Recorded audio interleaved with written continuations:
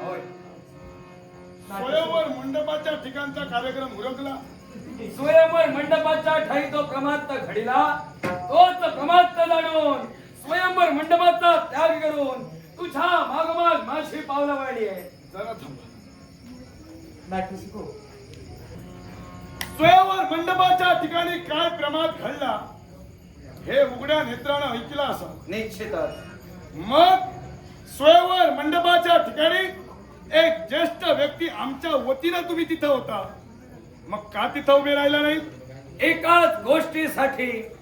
हे सुयोधना, हा? तुझ्या म्हणण्याप्रमाणे तिच्याकडनं चुकीची कृती घडली, पण या चुकीच्या कृतीचा जाब तू राजकर्त्यांना न विचारता थेट भानुमतीचा हस्त पकडला. ही कृती मला अयोग्य वाटली नाही आणि म्हणूनच तुझ्या वतीने तिचा जाब विचारला नाही. अयोग्य वाटली नाही की वाटली? तू केलेली कृती अयोग्य वाटली म्हणून त्यांना जाब विचारला नाही. मामा, हा. जाब त्यांना विचारू नका, पण आमच्या वतीनं तुम्ही ज्येष्ठ होता. ज्येष्ठानं कनिष्ठाला केव्हाही कनिष्ठाची कान उघडणी केली तर वाईट वाटून घेण्याचा प्रश्न उद्भवत नाही. मग तुम्ही ज्येष्ठ होता, मग तिथं तुम्ही जर कान उघडणी करू शकत नसाल तर इथं का आला? एकाच गोष्टीसाठी.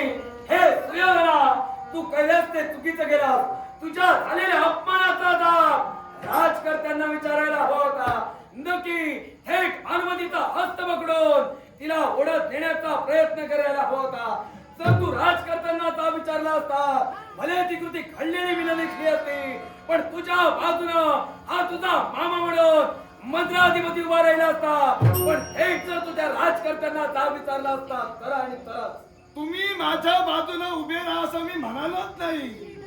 मी काय म्हणालो, ज्येष्ठ व्यक्ती म्हणून तुम्ही तिथं उपस्थित होता. मामा, नीट ऐकून घ्या. होय. ज्येष्ठ व्यक्ती म्हणून तुम्ही तिथं उपस्थित होता. जर का माझी चूक तुमच्या निदर्शनात आली, मी जर का तिच्या बापाला जाब विचारायला हवा होता, हे तुम्हाला साधारण कुठं वाटलं? येताना वाटेत वाटलं की तिथं वाटलं? जेव्हा तू वितंडवाद निर्माण झाला, युद्ध म्हणजे प्रसंग घडत होता स्वयंवर त्यावेळी. मंडपात तुम्हाला वाटलं? होय. होय ना?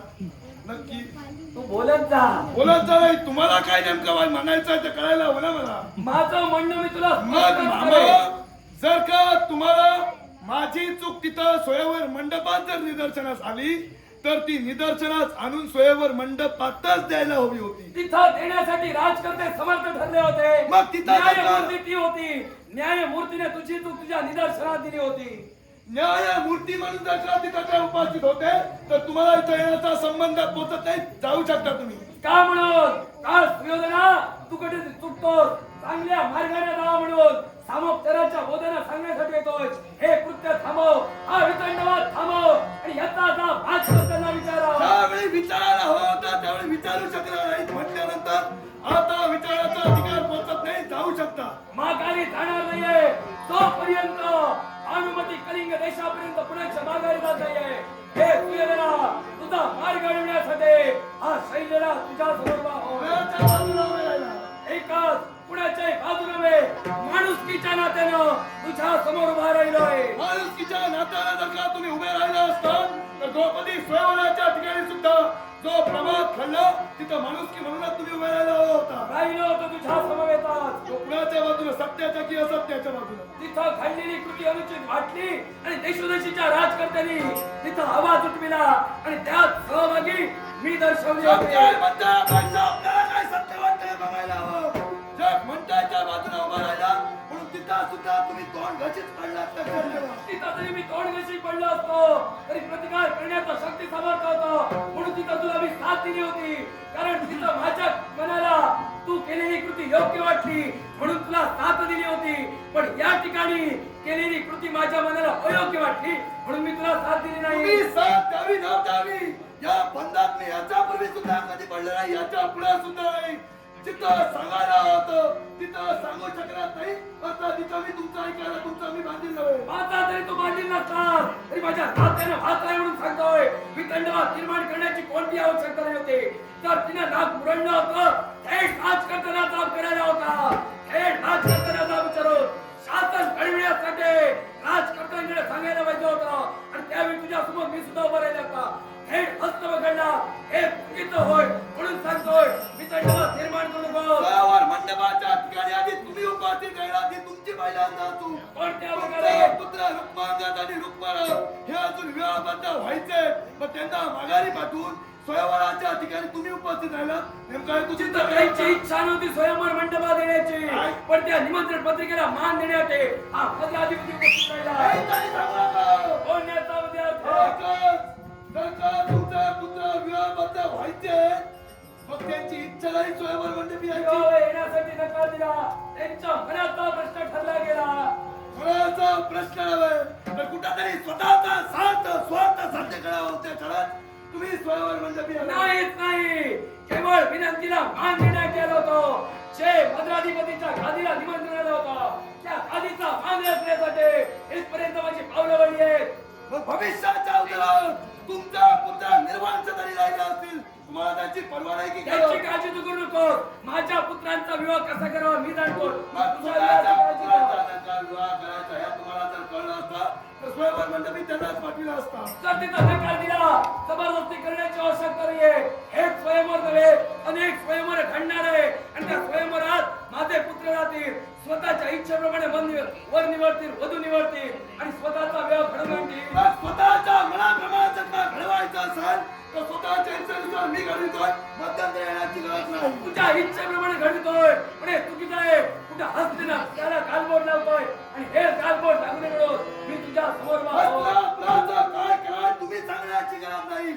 तुमचा राज्य कोणत्या पद्धतीने सुखकर झाला याच्या वेळात तुम्ही लक्ष द्या. माझा राज्य सुखकर चालविण्यासाठी मी हस्तिनापुराच्या ऋणातच आहे आणि त्याच ऋण भागवून तुला सांगण्यासाठी आलोय. हस्तिनापुराचे माझ्यावर ऋण केले या ऋणाची परतफेड करण्यासाठी जर हस्तिनापुराचा युवराज वाईट मार्गाने गेला असेल आणि त्याच्या हातून जर चुकीची कृत्य घडली असेल तर हस्तिनापुराला गालबोट लागेल आणि हे हस्तिनापुराला काळा डाग म्हणून थांबवण्यासाठी तुझ्या स्वयंवरासाठी स्वयंवर मंडपी सुद्धा लंबा ठरला असतो, पण तिथं जर का तुम्ही थांबवू शकत नसाल याचा फक्त स्वार्थ तुमचा आहेच आहे. माझा यात कोणी स्वार्थ नव्हे. माणुसकीच्या नात्यानं इथं तुला अडविण्यासाठी आलोय. हे सुयोधना एकच सांगतोय जे हस्तिनापुराने माझ्यावर उपकार केले नव्हे तर ज्या ऋणात मी आहे त्या ऋणाची मला परतफेड करण्यासाठी सहकार्य कर. भानुमती माझ्या हे मला स्वाधीन करणार नाही.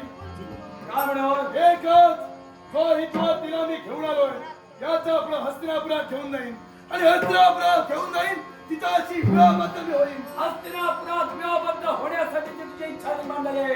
इच्छा तुला पूर्ण होते नाही. नाही गं. यात तुला शासन कोणत्या भीष्म सुद्धा घडवतील लक्षात ठेव. कोणत्या पद्धतीनं आणि माझ्या समोर जर उभा असेल तर तुम्ही समर्थाच्या बदल करतोय. इथे समाज निर्माण करण्याचा अनुमती स्वाधीन कर. रस्ता संघाच्या झाला तरी चालेल, पण ज्या तत्वाची वाट त्या तत्वापासून अलिप्त मी जाणार नाही. मग चुकीच्या तत्वाने जर उभा असेल तर हे तुझं तत्व मोडण्यासाठी मद्राधिपतीला सैन्य तयार करेल. कोणता खरा क्रमांक भुंकणारे भुंकुले नको त्याचा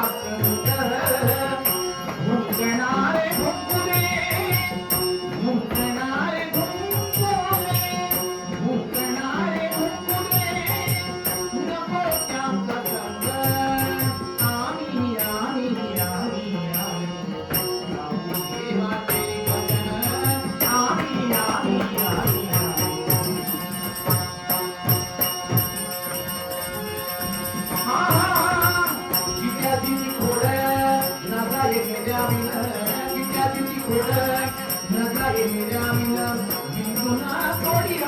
स्वभाव